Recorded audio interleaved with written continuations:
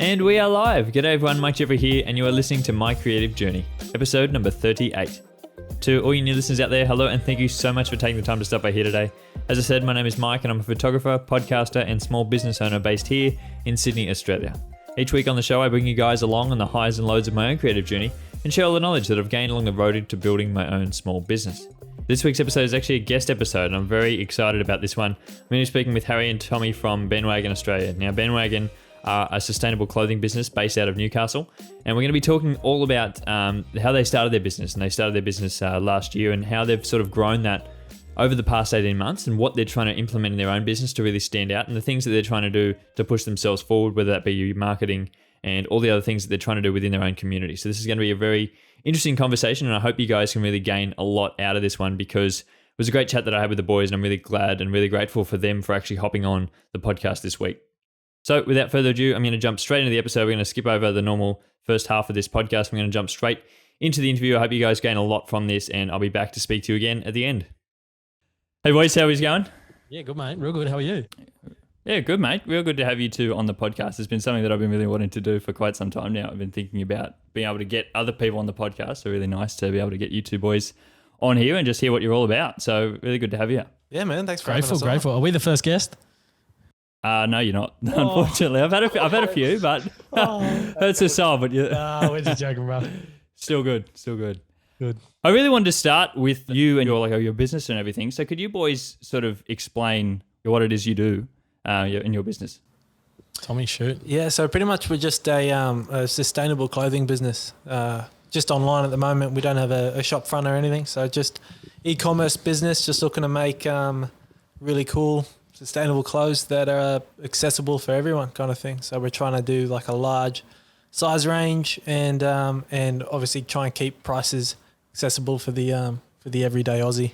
Yeah, and we're just basically just trying to do content. As you see, Tommy's all over the Instagram and whatnot. As you reiterated on your Instagram the other day, mate, just making content and basically just being consistent, and Tommy's all over that. And basically just podcasting is just another avenue for us to, give people free content, and, whether it's through, we do our homeless stuff as well, or whether we're giving back or doing those things, it's just another avenue where we can use content. So that's probably where we're at the moment. And obviously we're in the warehouse now, which is a blessing to have, but hopefully we've got a couple of exciting things coming up where, things could change it. But obviously keep that held pretty close to us. But yeah, man, we're grateful for where we are at the moment. Amazing. So I've got a few things to really jump into there, I guess. But I really wanted to start with how you guys started your business. So you guys started around the same time as I did, probably early last year, just as like a lockdown started. What was the idea, I guess, behind starting a business? Were you always interested in starting a clothing business, or was that an idea that just happened at the end? How long have you guys been talking about it for? I reckon we were, before it began, probably a good year. Yeah, good I think 12 it's when months, probably more. When you were moving on from Canberra, we're probably chatting about then a little bit briefly. So just a bit of background. Obviously, Tommy and I played a bit of footy down in Canberra together. That's sort of where we met.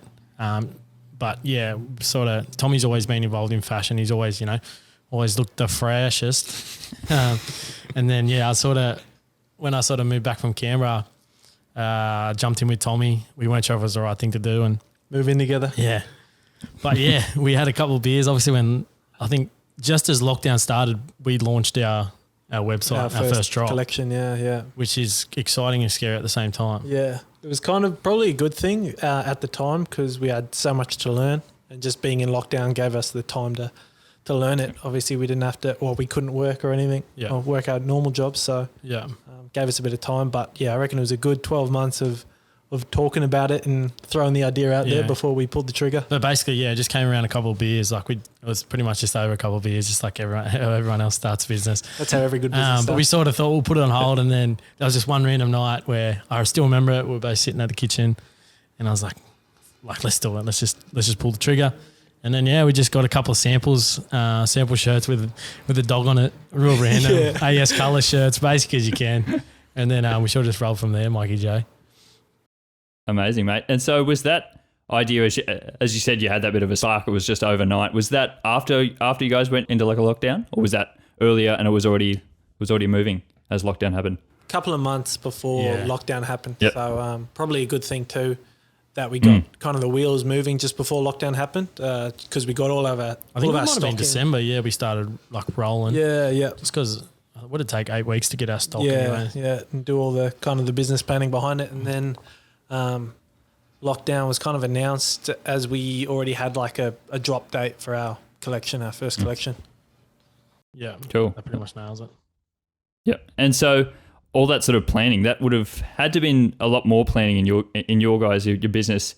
As you said, you wanted to start it off in that sort of environmentally friendly kind of way. Where was the idea for that? And was that always something that like both of you were always interested in, or was that something you tried to use in your own business to sort of like differentiate yourselves? I think it's definitely probably one of our main differentiations as a clothing business. Obviously, the kind of the bar to starting a clothing business is pretty low, so heaps of people can get into it pretty easy.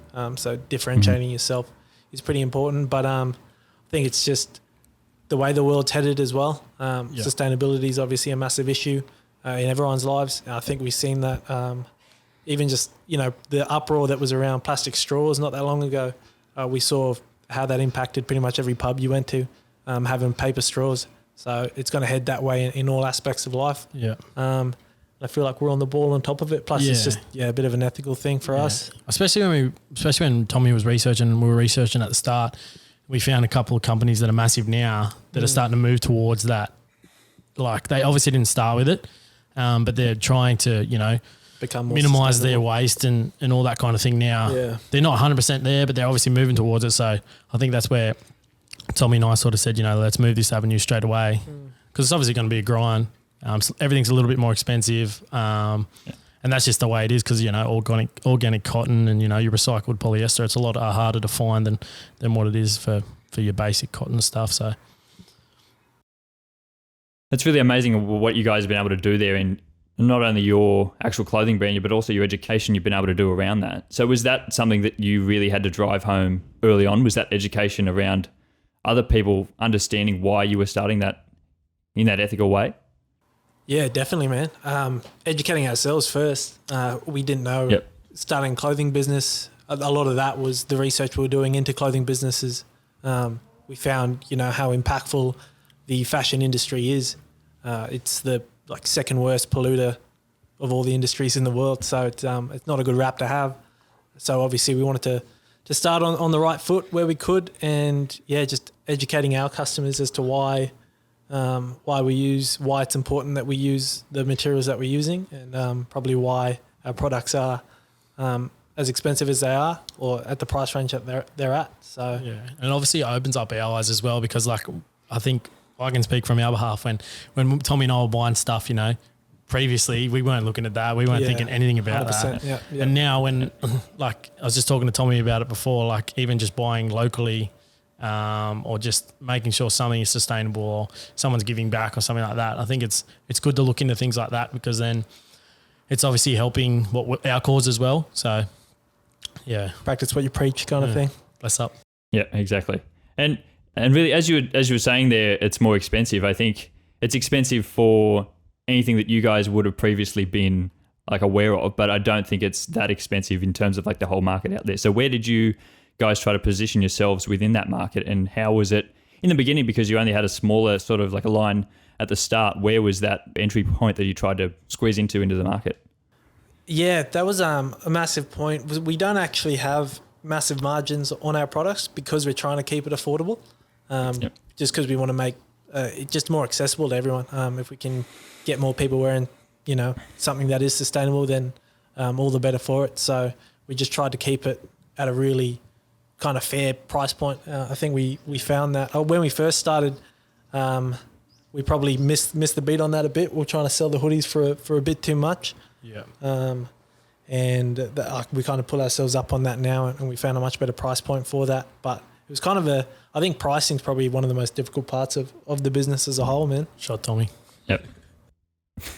Yeah, 100%. It definitely is. I always find myself in that position of feeling like I'm not the ideal person who I'm trying to market to. So it's hard to sort of understand yourself on the other end of that. Yeah, absolutely. Spectrum. Couldn't agree more. Yep.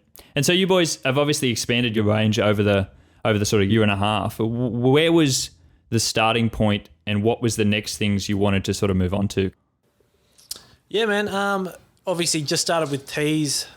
We just wanted to see if we could sell them, I guess, to start off I with. think we were lucky because the sizes we did go smaller, which were available for, obviously, gender. Obviously, it didn't matter. But, we had those smaller sizes and still do for that. But, yeah.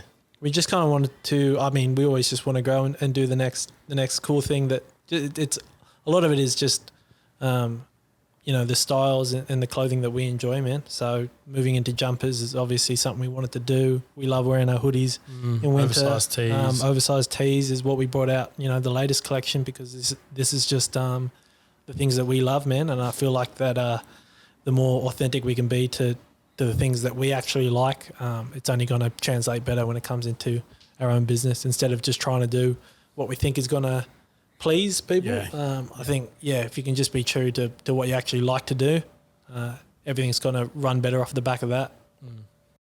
Yeah, 100%. I find that always hard in business being, I always feel like I really enjoy heaps of different things, but I'm not really sure what other people will like. But I find that if I try to stick to the things that I like, I know there's an audience out there for that. Absolutely, type of stuff I feel like if you well. can explain your niche and people can understand that through however you approach that or tell them, I feel like if they have an understanding of it, then they'll, be able to see where you're coming from as well. So yeah, 100%. And it's just like people, I don't know, they can smell fake from a mile away, So if you're just trying to fake something that you don't even enjoy, you can, you can just see it coming from ages away. So you just got to try and be authentic about it.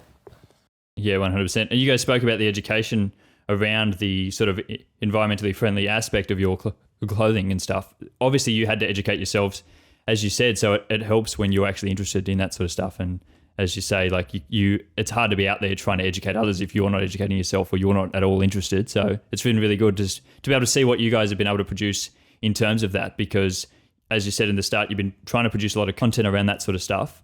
Where has the idea come from that? Have you always had that sort of your background in producing that sort of content as well? Because I think that's one of the big things when people start a brand, they don't realize the other side of it in advertising themselves and working on all that brand sort of stuff. Did you guys have any background into that, or was that something you've just been like working on as you go?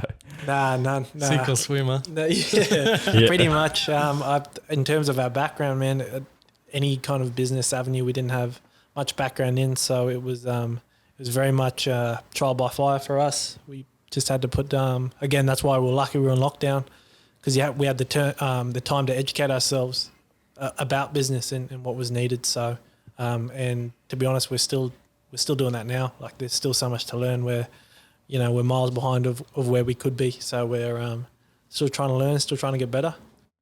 Always trying to go. Where is the next is the next avenue for you guys? Obviously you've spoken, you don't want to give all the ideas away, but is there anything for you guys expanding? Because you've obviously expanded a lot from where you were earlier on. You're obviously in your warehouse at the moment. Yep. Is there anything that you're aiming for next? For me, the dream probably would be, whether it happens or not, we can move into a space where I can have, a barbershop, I can have my clothes, and we can have a space where Bandwagon is like a HQ kind of thing. We don't want to sell our stuff to other people. Like that's where we're at. We don't want to give. Yep. We don't want our stuff to be sold out of somewhere else. We want our stuff to be original, authentic. And whether that's a barbershop or whether it's a coffee shop or whether it's just something that's ours, there's some options at the moment where we could, push down that avenue.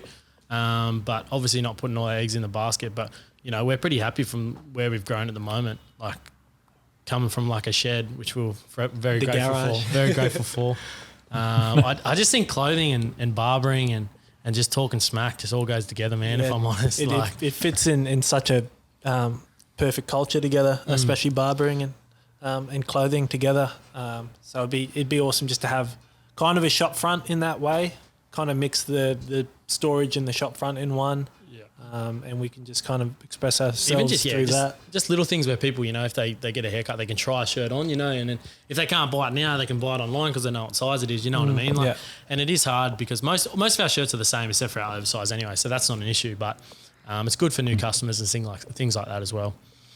And it is good that you guys have brought up, obviously, other things outside the business as well. Like you're not just trying to expand into try to make this your only only thing as it is at the moment. You brought up barbering. Are you able to explain a little bit more about that? Obviously, for those out there who don't know your background in that. In barbering itself, is that what you mean? Yeah. So obviously, been barbering for 4 or 5 years now. Been grateful to cut both your boys' hair. So thank you for that. But I think barbering in itself, as a young fella, we didn't really have many barbers around home. So I think me being able to talk underwater and just being able to talk, out of my ear. So I think they just go together, and it's barbering something I'm passionate about, because I guess you can put it this way. In barbering, I can catch up with people without having to catch up with people, if that makes sense. Yep. I don't have to, obviously everyone's got a life and that kind of thing. So if I can have you in a chair for half an hour and I can, take something off your mind, or we can chat about something, or we can laugh about something, I think that's where I vision barbering. And that's obviously don't want to do it for the rest of my life. Don't get me wrong. But I think that for me is where I see, Bandwagon and myself for barbering. Yeah. Yeah, it's a great thing, because I often hear from a lot of different people about not trying to just sort of pigeonhole themselves into a particular area. And you guys have you obviously work outside of your own business as well, and you have other interests and that type of stuff. It's great to see that you've been able to try to bring those things all into the business as well. You've obviously spoken about there sort of talking to other people, and I know a big thing for you guys has obviously been education around mental health and things like that. Where did that sort of start for you guys, and was that something you really wanted to bring through the business, and do you see that as something you can try to push through that business and having that sort of platform to your wider audience? Before we even had the idea to start a clothing business, specifically Bandwagon as a clothing business, Harry was already preaching. He already had the plan to donate some amount to mental health. So it's obviously an issue that affects everyone, and Harry's always been massively passionate about it. So it's been awesome for us to be able to donate 5% of our sales to Headspace. Yeah. And Harry's pushed that from before the start. Yeah, and I guess barbering's a poor man's therapy, right? So I guess if you can put 2 and 2 together, don't get me wrong, it's 35 for a haircut, you can tell someone the world, or you can just there's some people that just don't even want to talk, and that's that's helping them as well. So I think mental health has been a big part of, especially rugby league as it is. Tommy and I are from that. We both moved on pretty much from that. So I think if we can help in any way, Tommy and I are happy to do that as well. So absolutely. I'm always someone who speaks about learning these types of skills, and you don't always know where these skills will end up. For you guys, you have obviously spoken about your education in the mental health space and being from people who've been in your rugby league and in barbering and all these sort of areas that you've been exposed to that sort of stuff. And it's been great that you've been able to educate, because I've been educated a lot by you guys as well. And I think opening myself up to being okay to sort of talk about those sorts of things, and you guys have spoken about it on your own podcast as well, in educating other people. So where did you see that being something that you wanted to focus on more with a podcast and things like that? That's a good question, Mikey. I don't think we thought too much into that, but I feel like if we had the potential to open a barbershop, we could potentially do a men's, whatever it is, that ain't weak to speak, or just people being able to come in and share stories, no judgment, that kind of thing. But in terms of actually expanding mental health, Tommy and I don't have, I guess, a background in mental health. So if we could give opportunities for mental health speakers to come into a shop or whatever that may be, Tommy and I would definitely do that. But I don't think Tommy and I really have the capacity where we can sit there and say, we recommend this, we recommend that. I'm sure that's something we would love to do, but being honest with you, man, I just don't see how we could do that. We could definitely help and put in the avenues in place, but whether people want to come or not, that's another thing. Yeah, I think we've always tried to push people in the right direction of, other organisations who specialise in this kind of thing and who can really help as much as we'd love to sit there and help, whoever we could, however we can. I'm not sure that some of our advice would always be the best. Yeah, that's pretty much it. Yeah, that's where we see it. Yeah, for sure. I think you guys are already being able to open up that conversation already. Obviously, you are you're providing that service already, being able to open up the conversation. I find it hard because I've never been someone who's been always open about it, and I know others out there aren't always as open about it as well. So it's really good to be able to provide that and just show others that it is okay to be able to speak about those sorts of things. And I think that's been really good in what you guys have been able to do there. Yeah, I think we talk, as bad as it sounds, we talk rubbish about it as well. So like in terms of rubbish, a way of some people express, especially mental health, like we talk, rubbish about it. And I feel like that's worked for me. Whether it's Dino getting into me or whether it's Tommy getting into me about something, that helps too. I don't know if that's a barbershop vibe as well, but I feel like, that's how I see some people express if they don't want to.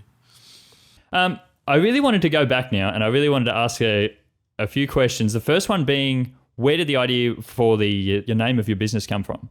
Because it was something that I've always been intrigued by, and something that I think names written down, bro. Like it was just the best out of the 50 names that we had written down. I don't even know. We had backseat, that was bro, like nearly seatbelt, like all these random. Like me and Tommy literally just had a couple of beers and we sat down and we were like, Friday, let's jump on whatever it was, Canva or whatever, and let's just write some random stuff.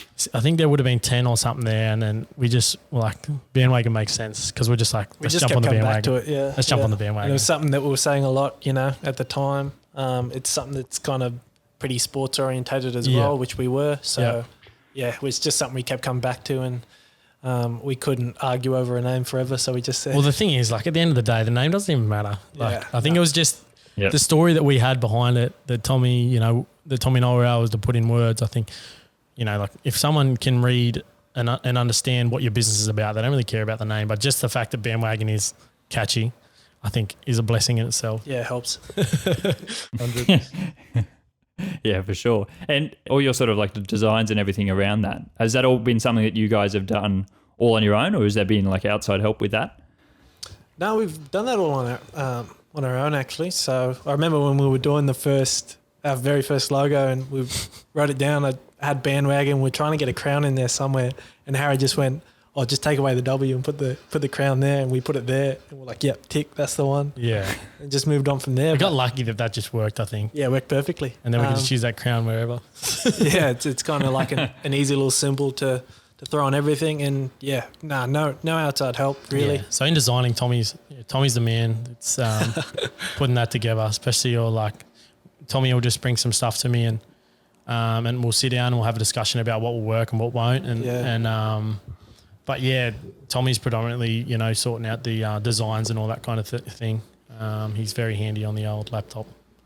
Yeah, and so in terms of sort of your partnership and everything, like where does that line up? Is it hard to be able to come up with all those ideas and sort of be able to agree on them, or do you each have your own sort of your roles and you work independent? Where we're at now, like in terms of Tommy's established himself as a whiz on like our designs and that kind of stuff, like in terms of like especially ordering stuff as well. He's worked out heaps on his own, and then I guess for me, like I don't know, I feel like I'm more outside noise.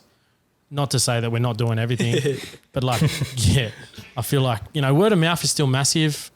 Huge, yeah. And Tommy's content is killing it. And then podcasting's like, it's going good, like especially on Reels and things like that. Like it's beneficial for us. I think we're just working collectively really well together, and Tommy's really strong at what he does. And I feel like I'm pretty strong at what I do, which is talking smack and going to talk to other people and things like that. So pretty much the face of the business. Yeah. So I think very grateful for Tommy's very good at some things, and I'm good at other things. So I think we're very happy with the balance that we have, and grateful. Yeah, couldn't agree more. Yeah, for sure.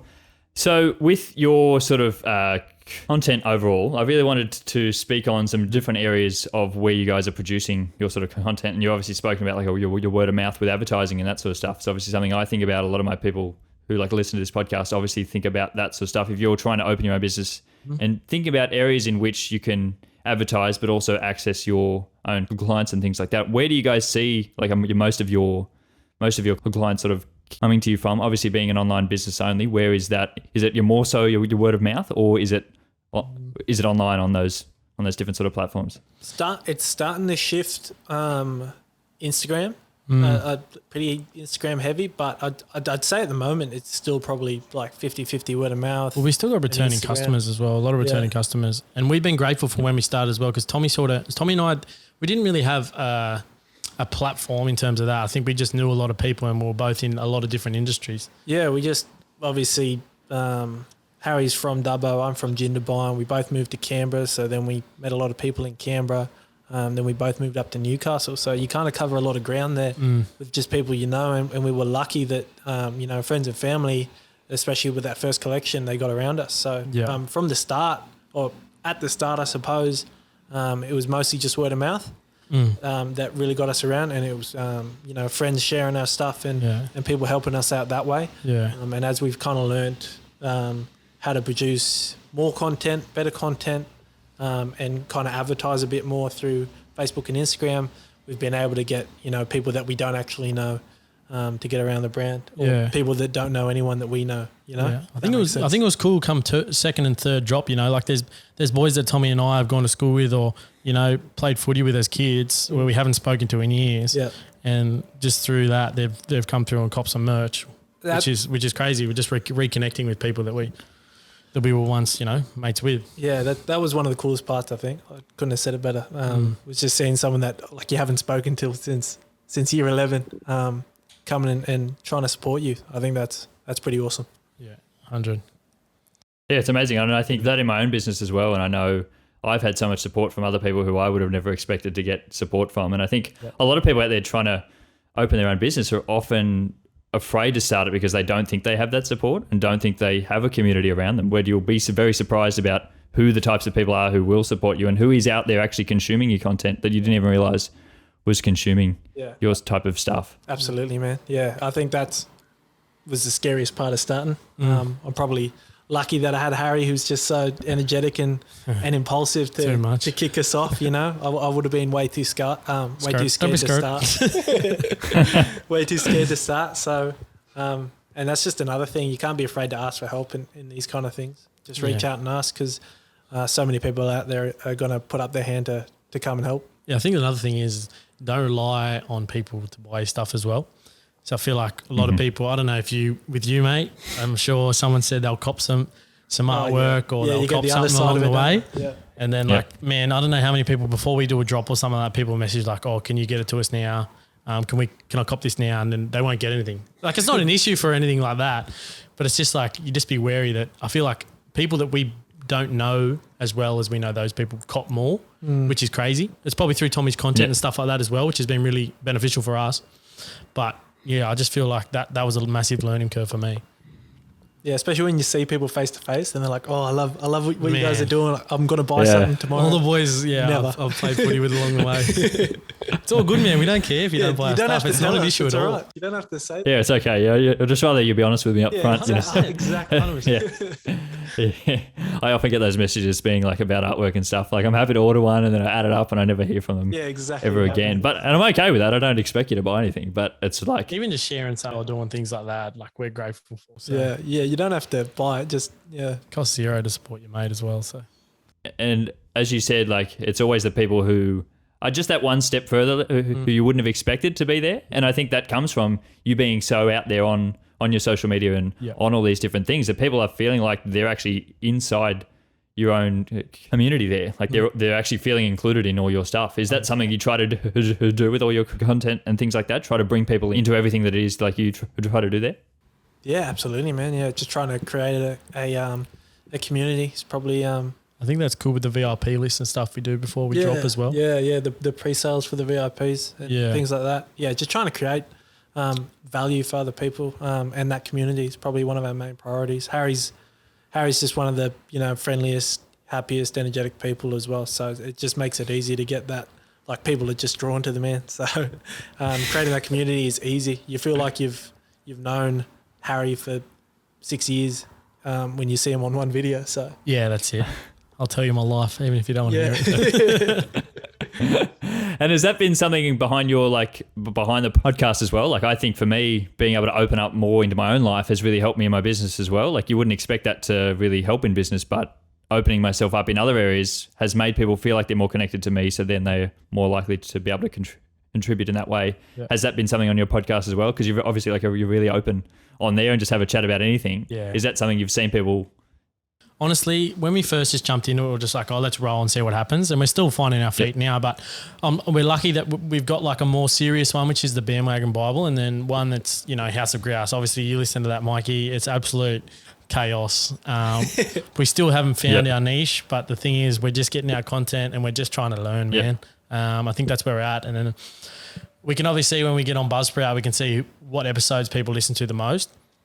And I guess being on obviously Hamish and Andy, they come up with things all the time and they're just being able to do things like that. That's what we're trying to move towards. Not necessarily like Hamish and Andy, but like, for example, House of Grouse. I don't know if you listened to our last episode, but we put a thing together to say, righto, let's see who can get the most furniture off marketplace and make the biggest profit.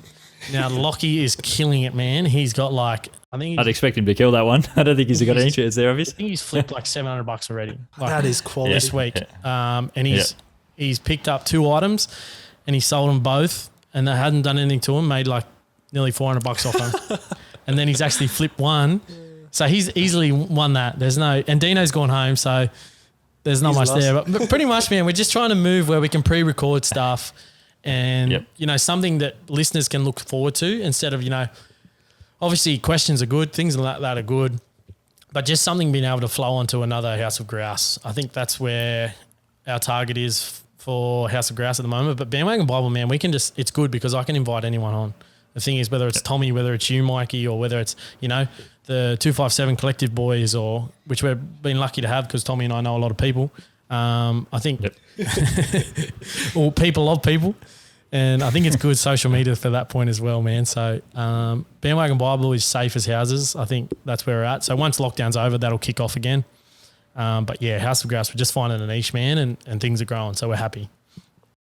Yeah, it's really good. And I think you're being able to be out there just as much as you're able to be. I think in the early stages, I don't think you need to have that sort of area that you're completely 100% in. It's good to be able to spread yourself around a lot. That's the plan. For sure. So what... See how you go. In terms of that, have there been anything that you look back on over the past 18 months and you think it was an idea you had, but it just hadn't you worked out really? It was a thing that you really wanted to do and you really expected it to do okay, but it didn't end up working? Oh, man, there's been a couple of clothing items. Even looking back at the first drop, some things I was like, what the hell were we doing, man? We're grateful for that we actually made that mistake because it gave an opportunity to give a lot of stuff away as well. Yeah. We had especially smaller sizes left over, probably from your larges down. We had a lot of sizes there where one of the boys and I, we just cut hair and we could just give them off, which was good in aspects of that. So... but yeah, definitely learned a lot, Tommy, if you want to touch on a bit more. And even just the numbers that we were ordering, we probably started off way too erratic and probably a bit large for a single collection.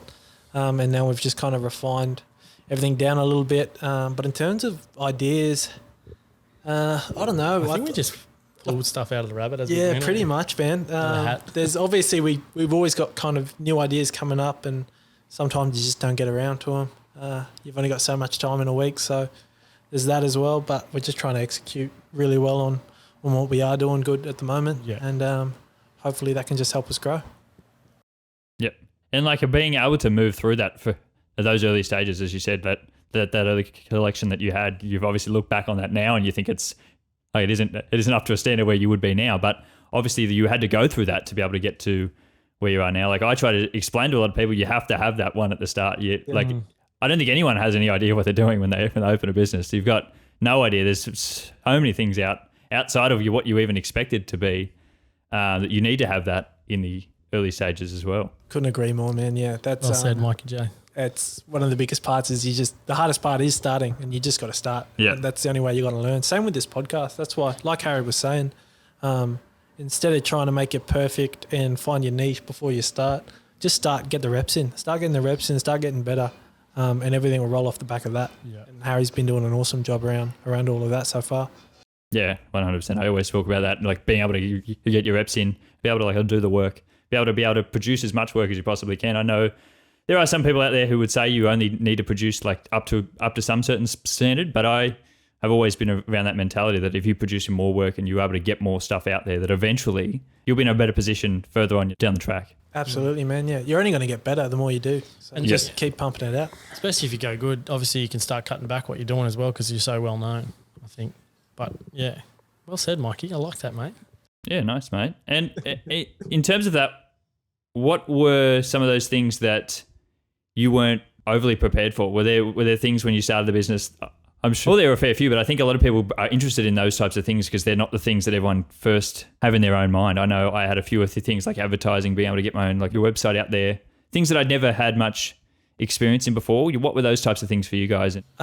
All of it. Especially when we first started, everyone looking at whether we go for a partnership or whether we go for a sole, like, you know what I mean? Like whether you set up as a company, like straight away as a company. Man, it's just like, what do we do? Luckily, like Tommy and I got to mates and my brothers, you know, in that industry as well. But yeah, man, a lot of, you're just thinking like, what's going on? Yeah. And it's like, you're only going to find out all of those problems when you start, you know, you can do as much research as you want, but, you're always going to run into speed bumps the moment you start. And I think that's one of the parts about being a business is you just got to be able to adapt and adapt quickly. So I think we've pivoted really well through all the little speed bumps that we've had. We've had plenty of them. I'm sure we'll have plenty more.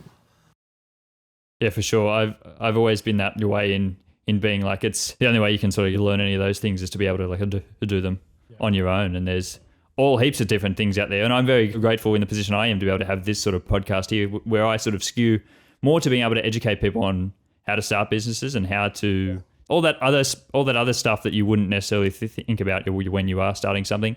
And a lot of people tend to be more afraid of that sort of stuff because it's not the things that are 100% in their control. And so I think you just need to be able to throw yourself in the deep end a little bit and need to be able to be a bit uncomfortable as well.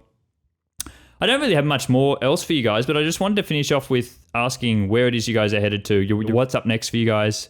And if there's anyone out there you're listening today, where are they able to find you at? So we got summer collection coming up. Hopefully, it's been a bit delayed, so we're probably looking at COVID, man. Yeah, COVID. Yeah. Probably looking at like mid-November for the summer collection, and we got our summer shorts coming up in that, so we're heaps excited for those. We love rocking our lounge shorts around, so we're really excited to have some of our own that are sustainably made as well. And in terms of where people can find us, Instagram is just Bandwagon Australia. YouTube, Bandwagon Australia, all one word. Yep, and the website is just www.bandwagonclothing.com. And we're lucky to be on Facebook, and we got TikTok too. Yeah, so if you want all over the platforms. You'll find us. You'll find us. You're everywhere. everywhere. That's how you have to be these days. I think you got to be everywhere to be able to get found. Have you had much success over on any of those other sort of platforms at the moment? A little bit on TikTok. It's they're just different environments. You can't go onto them expecting or with the mindset of, I don't know, say your Instagrams or your Facebook, because they're just completely different in the way that people respond to it and interact with you and in the kind of content that you're putting out as well. So we've had a little bit of success there. I still think we've got a lot of work to do YouTube-wise. A little bit of success there, but probably an avenue we can work towards a little bit better and pretty much just trying to keep our ear to the ground for anything else that pops up. I think we're starting to roll on Pinterest a little bit now because that's very, very popular at the moment. Isn't it? So, I don't know. It's hard with so many different avenues. Very much so, yeah.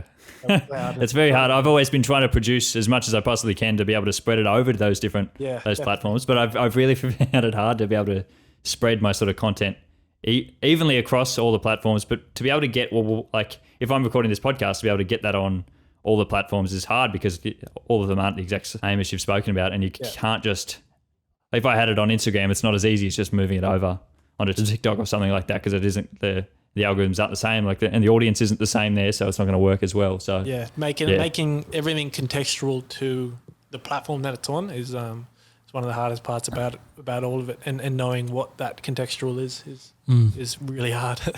Yeah, definitely. Was there anything else that you boys wanted to add in before we end it, or do you have anything for me? What are your plans moving forward, mate? I know you got your hand in a couple of jars like us.